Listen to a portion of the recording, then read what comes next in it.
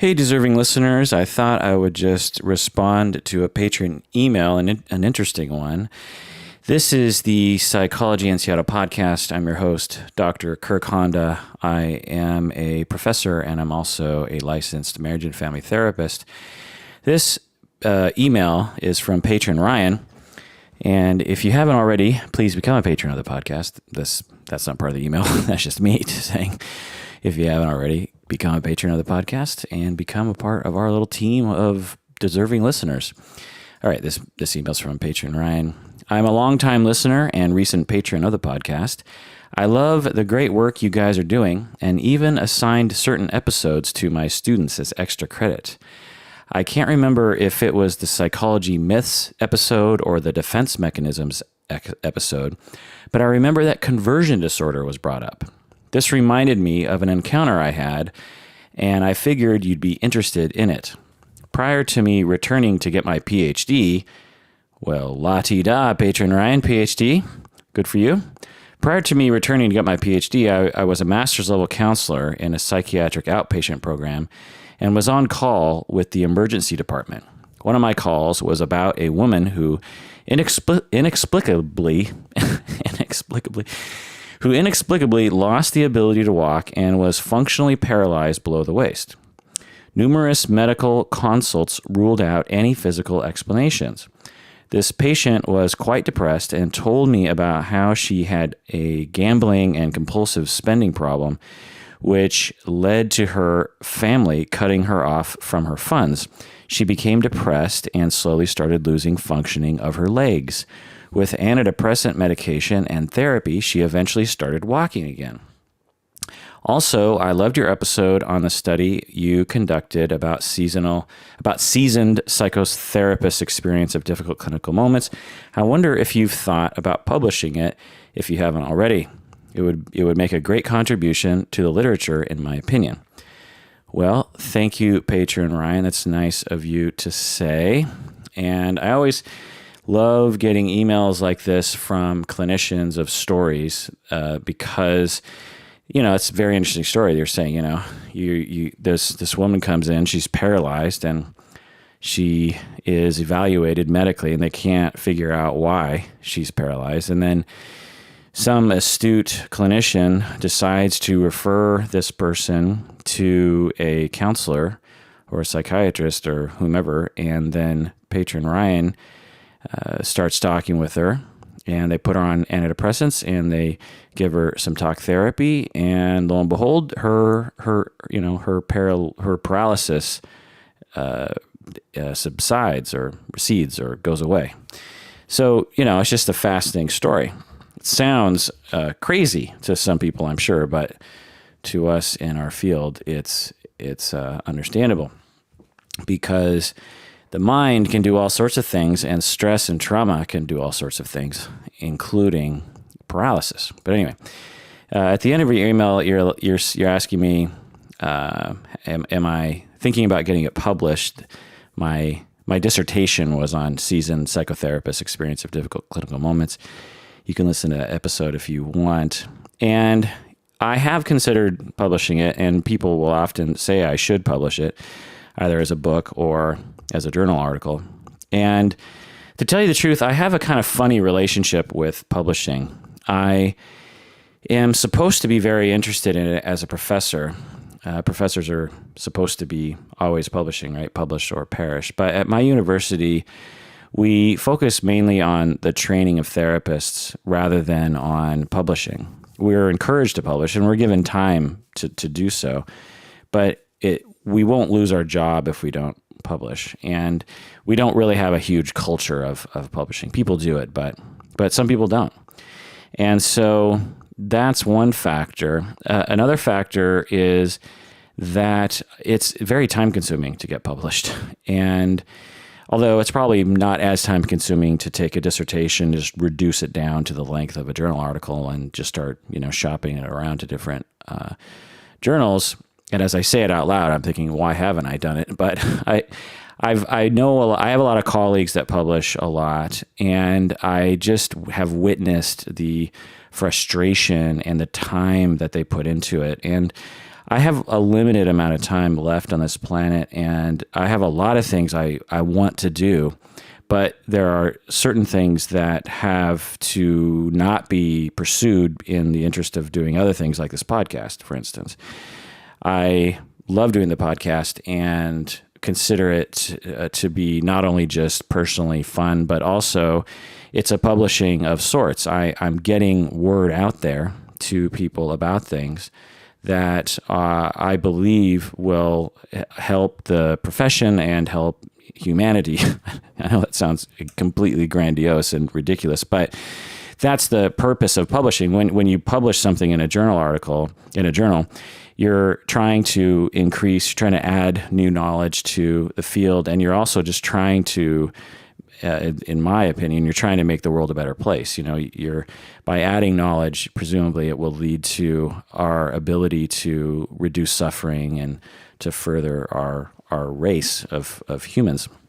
And so this podcast does that. It's not traditional, and it's not respected in the academic world for sure, but in essence, that's what I'm doing. And I'm going to reach far more people on this podcast than I ever would if I were to, for instance, let me just sort of break it down. Like if I were to, do a deep dive on a particular topic, like I often will do for this podcast anyway, and then at the end of that deep dive, I start writing something and I conduct research, and I start shopping it around to different journals and begging them to put it in their journal, and just becoming, rejected. And because I know people that have excellent articles and research, teams of excellent psychologists and other researchers who have conducted excellent research on things like resilience and other kinds of things, and they cannot manage to get it published anywhere. And it's terrible. It's like you're begging someone to publish it. It just doesn't make any sense to me. And there's a lot of elitism and just a lot of silliness. But anyway, so I could probably spend 6 months of my free time doing that and still not get it published. And usually it's more than that, but say 6 months of like dedicated free time.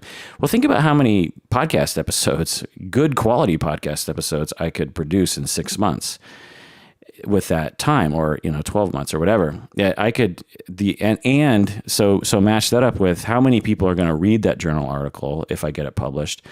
A small amount of people will put their eyes on that, whereas the podcast gets presumably listened to by tens of thousands of people, including the lay public, which is not that you're out. When you publish something in a journal, the lay public rarely reads that. Clinicians rarely read it, for that matter, and researchers rarely come across it. But so the spirit behind publishing and psychology, I feel like I'm achieving that goal in the podcast. But anyway, having said all that, publishing in journals is an absolutely worthy activity to do. For those that do it, it's a invaluable process in our field and in other disciplines, because it has mechanisms in it that provide a sort of checks and balances. For instance, when I do this podcast, I don't run it by anybody before I publish it usually, and so it's just me and my own biases and my own foibles making a podcast. Whereas when you publish in a journal, you have lots of eyes on it. You scrutinize it yourself. The journal will have editors that will look it over and check your math sometimes, maybe even look at your data and say, oh, you made a mistake here. Go back to the drawing board and work on this, and then come back. And so when something's in a journal, in general, this is absolutely not true all the time if you really look into it, but in general, the practice and the culture is such that once it gets published in a journal, especially the highly respected ones, you can it's been vetted, and it isn't just some guy in a room yammering into a microphone. It's actually legit in a sense. I don't have good words for that, but so, I'm not going to say that the podcast is the same as that at all, because it's not at all. But, yeah. So, but to answer your question, yes, I should get it. I should probably get it published, because when it's a dissertation, it only has a limited amount of eyes on it, and if I manage to get it into a journal, it's more likely to be seen by other researchers and referenced by other researchers and stuff. And the findings of that study, I think, are useful for our field in that it normalizes therapists' reactions to difficult moments. It humanizes therapists and says it's okay that you have freakouts as a therapist when a client presents a difficult situation for you. But anyway, getting to your conversion disorder thing, I thought I might just do a little bit of talk about conversion disorder and the history. Conversion disorder, for those of you that don't know, is when psychological stress manifests in a physical manner. So you're really stressed out about, your job, and you develop blindness. So because of a psychological stress or trauma, you have a physiological symptom as a result. In essence, you're converting psychological stress into a physical manifestation. Freud coined the term long ago, and basically he believed that psychic stress is defensively converted into a somatic symptom because the ego doesn't have a way of functionally expressing the feeling that needs to be expressed. That's just in a nutshell. Conversion disorder is seen today often as numbness in a part of the body, or blindness, like I said, or paralysis of a particular part of the body, loss of speech, or a strange pain in a part of the body.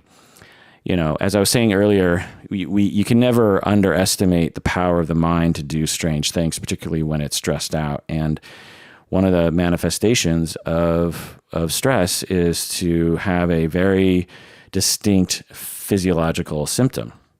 And when you ask the person that has converted their stress into blindness, when you do tests on them, they're functionally blind. They're not faking it. Or when they're paralyzed from the waist down, even though it's quote unquote, what often is called psychosomatic, but that's not a helpful term. It's a better term is psychogenic or conversion.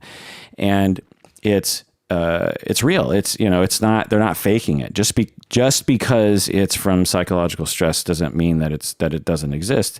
It totally exists. The paralysis is real, and the patient doesn't have any control over that. It's the unconscious doing its work. So also, never underestimate the power of culture. In different cultures, conversion disorder shows up with different prevalence, meaning that, or speculating, we can speculate that in different cultures, different ideas are spread throughout the culture non-verbally that suggest to the subconscious or the unconscious that different ways of defending against difficult feelings. For instance, there are, I don't know that much about it, but there's people in Southeast Asia, I believe, men who believe that their penises are gone. They believe, I don't know if this is apocryphal, but I remember reading somewhere that there is a whole mental disorder in Southeast Asia that doesn't exist anywhere else in the world, in which men, presumably when they're stressed or traumatized, they will have a delusion that their penis has been taken by someone else. I don't know if it's like a magical kind of thinking or something, but they will look down into their crotch and they won't see a penis, even though there is a penis there. And there's a whole kind of mental health industry around that, I think, in Southeast Asia, Vietnam, I think. Anyway, so that all could be wrong, but the point is that in different cultures, you will find different rates of conversion disorder, different times. I believe, although the research, can't really look into this because over time we haven't conducted this sort of research very well, but Conversion disorder seems to be something that was prevalent in the Western world 100 years ago, much more than it is today. People today, when they're stressed out, have other ways of culturally expressing their stress, whereas 100 years ago, converting it into blindness or paralysis was more prevalent because you just had this idea of that's what you do when you're stressed out.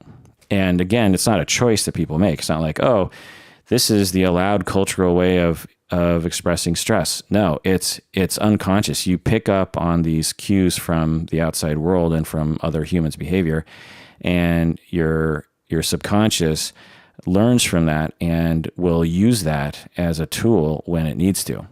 I hope that makes sense to you, but I don't know if it came out quite eloquent. But also, it should be said that when we are diagnosing someone with conversion disorder, we have to always be tentative, because just because we can't identify a biological quote unquote cause of the paralysis or the blindness or whatever, doesn't mean that there isn't a biological cause. Now, some people say, the mind is biological, and if it's quote unquote causing the blindness or paralysis or numbness or whatever, then it is a biological cause. But I think you get what I'm saying. When someone comes into the hospital and they are paralyzed from the waist down and they can't find any nerve damage or any kind of biological reason for it, then they will start wondering if it's psychogenic. And whenever we identify it, then again, we just have to be tentative, because we just don't have the science to really understand and pinpoint things like this. Things like what do they call it? Chronic fatigue syndrome. These kinds of things. It's like these kinds of syndromes point to the fact that our science just isn't as good as it needs to be in order to really figure out what's happening for these people. And now, when someone comes in, like with patron Ryan's patient, and they have a history of stress, and you give them antidepressants and talk therapy, and the paralysis goes away, then you can tentatively say they likely were suffering from conversion disorder. But it's unknown, because the symptoms could have subsided just coincidentally with the talk therapy and the antidepressants. So that's always something that I think about when I think of conversion disorder. Having said that, I've never treated conversion disorder. It's not a very common thing, and it's not a common thing that someone like me would see in a private practice setting. So I'll just put that out there, that I'm not an expert on it. But anyway, the history of conversion disorder is interesting, I think. So you have Jean Martin, I'm guessing, French guy, Charcot, neurologist, late 1800s in Paris, I believe. Charcot, he specialized in treating patients who were suffering from conversion disorder, which was somewhat of a new field at the time. Psychology and all that stuff was emerging in the 1800s. Conversion disorder was also called hysteria at the time, and I could go into a long talk about the history of hysteria. It's actually really interesting. It goes back to, I think, the Greeks. And they thought that the uterus in women was moving around the body, and that, hyster is the Greek word for uterus, hysterectomy, that kind of thing. And so hysteria was like, there was the uterus was moving around, and so they had to use different, they would try to coax the uterus back to the vagina by putting nice smelling things by the woman's vagina, and by putting things that smelled bad by the woman's mouth and nose, because it was trying to, I guess, scare the uterus back. I'm not even joking. This is true. And they believed that when women had psychological problems or symptoms of some sort, that it was a problem with the uterus, and so they treated it this way. I just always wondered, how did they come up with that? Because it's not like they did an autopsy and found that the woman's uterus was up by her throat. It's like they just had this idea that maybe it's moving around. It's so interesting. They also, I think, thought that women who didn't get to have orgasm or weren't having enough orgasms, that this led to hysteria, which, I could almost understand to some extent. But anyway, so fast forward thousands of years to the 1800s in Europe, and they're using this hysteria word. I don't think they believed that it had anything to do with the uterus directly, but they were still using that word, I think, because it had been passed down through the generations again. But okay, so Charcot was treating people with hysteria, aka conversion disorder. And Freud came to Charcot before Freud was Freud. He was trying various different ways of furthering his career and not having much success. And then he comes across Charcot and observes Charcot working with conversion disorder and how Charcot believed that it was related to psychological stress and trauma. And Freud was like, well, it's brilliant. And then Freud began developing his own theory regarding trauma and how it led to psychological stress and how it led to somatic symptoms. Incidentally, he would abandon this idea of trauma leading to psychological stress, but he was right. He was right in the beginning. He should have stuck with, because eventually it became all about sex and about suppression of urges to have sex with your parents. And, it became quite odd, honestly, in my opinion. He started out great, I think, and then I don't know what happened along the way, but Freud's very interesting. Like when you study him, it's almost like he said everything that was ever going to be said about our field. If you're looking for, if anything that is talked about today, you can go back to Freud and find he talked about it. He might have later refuted his own sayings later on, but he had a long career of saying a lot of different things, and so it's just interesting. Anyway, so Freud then worked with Anna O, the famous Anna O, with his mentor Joseph Breuer. Anna O is the code name for Bertha Pappenheim. I've talked about this whole situation in other podcasts, I think about countertransference maybe. But anyway, Freud was working with his mentor Breuer, and Breuer was treating Anna O, or Bertha Pappenheim. And experts now, looking back at Bertha's symptoms, believe she was suffering from the stress of her father becoming ill and then her father dying. She was very close to her father and was taking care of her father as he was ill, and then when he died, it was very stressful for her. And she developed a number of symptoms around this time, like the paralysis in parts of her body, and troubles with her vision, troubles with her hearing, troubles with speaking. And she would become unconscious at times, and she would also hallucinate. So she had a lot of different symptoms. And we have no way of knowing if she was converting. She might have been suffering from some neurological disorder of some kind, but at the time, at least, and many people even today still believe that it was psychological stress that was leading to these things. And Breuer and Freud, they thought, well, maybe it's hysteria or conversion disorder.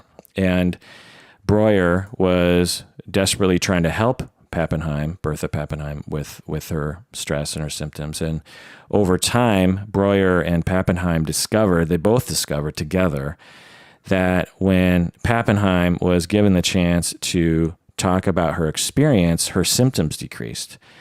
She described it as chimney sweeping. She's sweeping the chimney of her brain. And she also referred to it as the talking cure. Now, presumably this is all in Austrian, so it's not the exact words. It's, translated in English as chimney sweeping and talking cure. But this became the basis of the entire field of psychotherapy and counseling, and marriage and family therapy was birthed in this, in that time between Breuer, who was Freud's mentor, and Bertha Pappenheim. And really, you could attribute it to Pappenheim herself as the patient. She was just a 21-year-old kid who was, stressed out, but she was the one who was telling her physician, Breuer, hey, it's great when you just let me talk and you just listen to me. It actually it reduces my symptoms. Let's do more of that. And then Freud observed that. And then Breuer had a ton of countertransference, and there was some erotic issues between the two of them. I don't think they ever had sex, but Pappenheim, I think, might have fallen in love with Breuer, and the whole thing exploded. And then Breuer's wife forced Breuer to end the relationship with Pappenheim. And then Breuer said, that was so difficult, I quit the whole field of psychiatry. I don't want to do it anymore. And so Breuer's very short-lived career in talk therapy was with that. And then Freud observed all of that and learned from it, and then used that as the basis of psychoanalysis, which became the basis of our entire field. So conversion disorder is a part of the foundation of our field, which I think is very interesting. All right, well, that does it for this episode of Psychology in Seattle. Thanks for joining me. If you haven't already, please become a patron of the podcast by going to patreon.com. That's patreon.com. Go to our page, Psychology in Seattle, and pledge. And when you do so, you get access to our premium episodes, and you also know that 20% of your pledge goes towards different charities that we support. So you know that you're doing a good thing for society. Okay, please take care of yourself out there, because you deserve it, because you are deserving listeners.